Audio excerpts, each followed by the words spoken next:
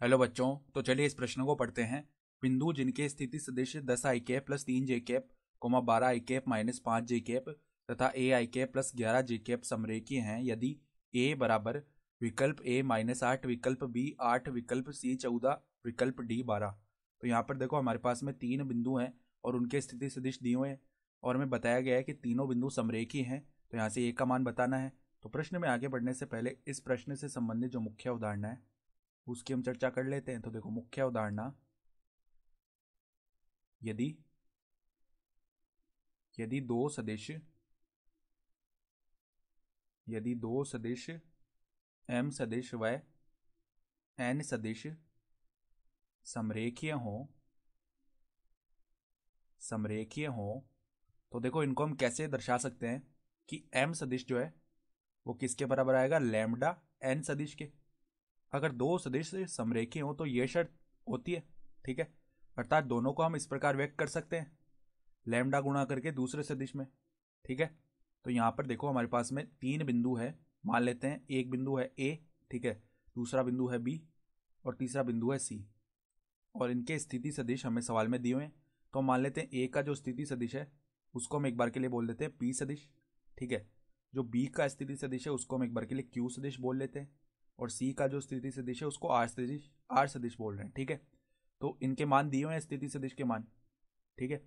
तो अब देखो अगर हम लिखना चाहें तो जो हमारे पास में पी सदिश है वो क्या आएगा, 10 आई कैप प्लस में 3 जे कैप, ठीक है। उसके बाद अगर क्यू सदिश लिखना चाहें अर्थात बिंदु बी का स्थिति सदिश तो 12 आई कैप माइनस 5 जे कैप। और जो सी सदिश का स्थिति सदिश है अर्थात आर सदिश वो क्या आएगा, ए आई कैप प्लस में 11 जे कैप। अब देखो हमें बताया कि तीनों बिंदु जो है समरेखीय हैं, अर्थात जो ए बी सदिश है उसको हम ऐसे लिख सकते हैं लैम्डा गुणा बी सी सदिश। चूंकि चूंकि ए बी व सी समरेखीय हैं तो यहां से हम क्या लिख सकते हैं कि जो ए बी सदिश है ना उसका मान लैम्डा गुणा बी सी सदिश लिख सकते हैं। तो देखो ए बी सदिश का मान हम कैसे लिखेंगे, जब भी हम ए बी सदिश लिखते हैं तो कैसे लिखते हैं, बिंदु बी का स्थिति सदिश माइनस बिंदु ए का स्थिति सदिश। तो बिंदु बी का जो स्थिति सदिश है वो है क्यू सदिश माइनस में बिंदु ए का जो स्थिति सदिश है वो है पी सदिश बराबर में लैम्डा गुणा बी सी सदिश का मान कैसे लिखेंगे, आर सदिश माइनस में क्यू सदिश, ठीक है। तो अब इनके मान रख लेते हैं हम।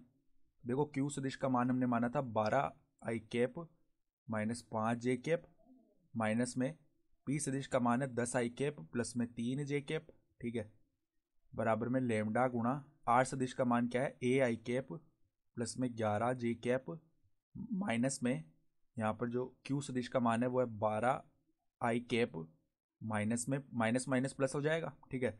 तो प्लस का 5 जे कैप। तो अब देखो यहाँ से देखो अब 12 आई कैप माइनस 10 आई कैप कितना हो जाएगा, 2 आई कैप, ठीक है। फिर माइनस 5 जे कैप माइनस का 3 जे कैप माइनस का 8 जे कैप हो जाएगा। और यहाँ पर भी हम लेमडा को अंदर गुणा करते हैं और आई कैप और जे कैप के गुणांकों को अलग कर लेते हैं। तो यहाँ पर ए लेमडा माइनस में 12 लेमडा बनेगा, ठीक है।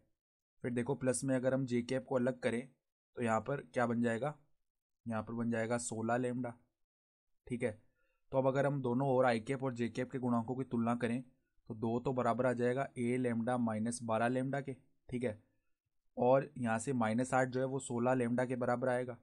तो -8 बराबर में 16 लेमडा। तो अगर यहाँ से लेमडा का मान लिखे तो -8/16 अर्थात -1/2 हो गया।